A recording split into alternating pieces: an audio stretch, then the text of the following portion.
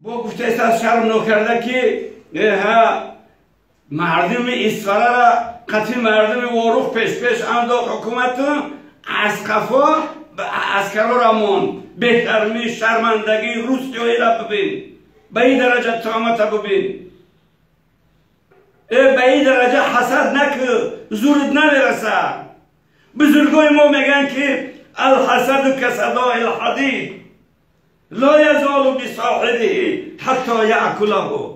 بزرگای مسلمانای ما در گذشته ما میگه حضرت حسن بصری، حضرت امام اعظم دیگه و دیگه، امام شافعی، امام مالک میگه که حسد مثل زنگ آهن است لا یزال بصاحبه، همیشه قطعی صاحبش همون زنگ میمونه، قطعی آهن میمونه حتی یأکله، حتی میخرد دور بکنه آهن.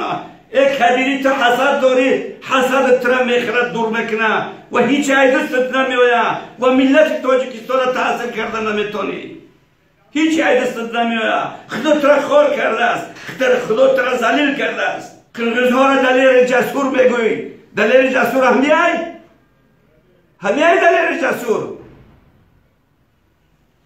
قرآن کریم میگه سوره قل اعوذ بالله الفلق، مدروز گفتن نمیتونم شما با یک بار تاجیکستان یا بزرگ خصوصا علما و من شر حاسدین اذا حسد، حسد خور اگر آدم بشید خدا در قرآن ذکرش نمیکرد، اگر مزیر نمیشید در قرآن ذکرش نمیکرد. این ملک خدا میته، پادشاه را خدا میکنه.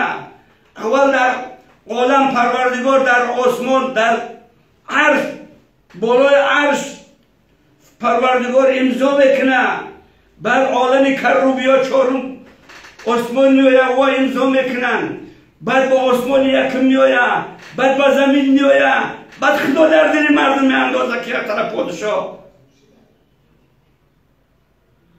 انتخاب بکنن.